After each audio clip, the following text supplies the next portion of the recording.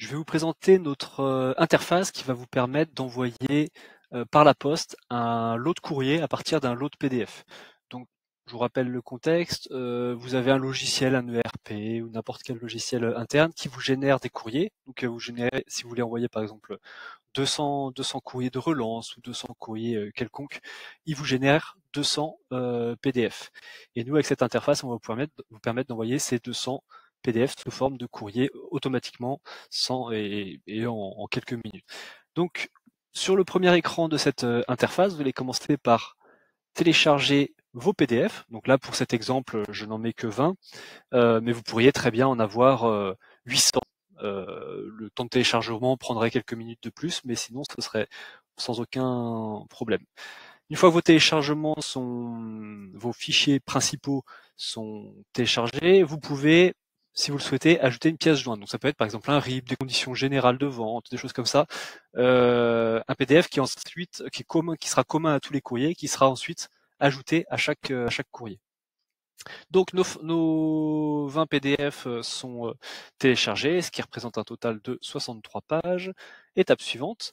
Ensuite, vous allez pouvoir créer un gabarit. Ce gabarit sera réutilisable par la suite. Il va simplement vous permettre à vous de définir dans quelle zone du PDF on doit récupérer l'adresse du destinataire.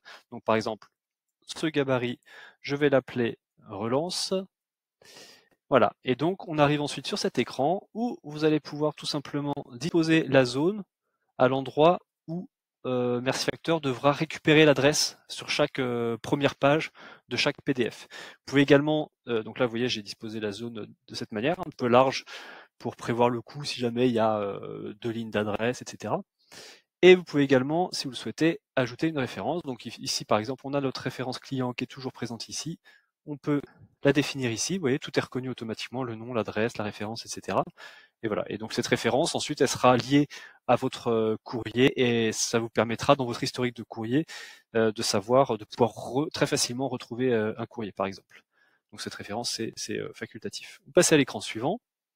Donc là, on va extraire toutes les adresses de tous les PDF. Donc vous voyez ici, on se retrouve avec nos 20 adresses qui correspondent à 20 courriers. Donc vous avez bien le nom, l'adresse, le code postal, etc. Si jamais il y a une erreur, par exemple un code postal qui n'existe pas ou qui n'est pas, présent, des choses comme ça vous est signalé en rouge et vous avez la possibilité soit de modifier l'information, soit de supprimer le courrier. Et vous pouvez ici voir à quoi correspond chaque courrier. Donc là, SARL Dupont, rue des Lilas, c'est un courrier de 3 pages. Voilà, et voilà, vous pouvez en contrôler un échantillon de cette manière très facilement. Vous pouvez aussi rechercher un destinataire précis. Si par exemple sur ces lettres de relance, par exemple, vous savez que Monsieur Martin, par exemple, a finalement payé. Bon voilà, là c'est un fichier exemple, il y a plusieurs fois le même, mais voilà, vous pouvez très bien ici supprimer celui-là parce que vous savez qu'il a déjà payé et qu'en fait il ne faut pas envoyer le courrier, par exemple, s'ils sont des courriers de relance. Ensuite, vous passez à l'étape suivante. Ici, vous pouvez nommer votre courrier. Donc par exemple, relance T4 2025. Vous pouvez choisir un expéditeur. Alors le nom de l'envoi, si vous ne le spécifiez pas, il sera indiqué quelque chose d'automatique. Ce sera indiqué lot de 20 PDF, quelque chose comme ça, un truc assez standard. Mais de toute façon, voilà, c'est facultatif. Ça vous permet simplement dans votre historique de savoir à quoi ça correspond. Vous pouvez choisir le mode d'envoi, lettre verte, suivi, recommandé, choisir une enveloppe personnalisée avec votre logo, par exemple, si vous souhaitez, une date d'envoi pour les courriers, par défaut, c'est envoyé le jour même. Le mode d'impression, si vous voulez du recto simple, du recto verso, etc. Si vous voulez que ce soit imprimé en couleur ou en noir et blanc, c'est comme vous le voulez. Étape suivante. Ici, vous avez un petit récapitulatif final qui vous détaille un petit peu les différents éléments de l'envoi. Vous pouvez ici revoir une dernière fois vos courriers si vous souhaitez contrôler. Voilà, vous pouvez simplement voir chaque page de chaque courrier de cette manière. Alors bien sûr, là, je vous le redis, là, il n'y a que 20 courriers, mais vous pourriez très bien en avoir la limite est à 1000 PDF d'un coup.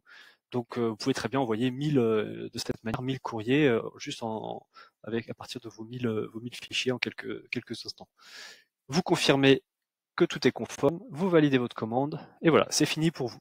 Donc là, ça vous a pris 2-3 minutes pour envoyer tous vos envois, tous vos courriers. Ensuite, ça part chez nous, impression, mise sous pli, et départ le jour même. Vous avez la possibilité, en cliquant sur vos envois, de revoir ces courriers, éventuellement de les annuler, si jamais vous vous êtes rendu compte qu'il y avait un souci.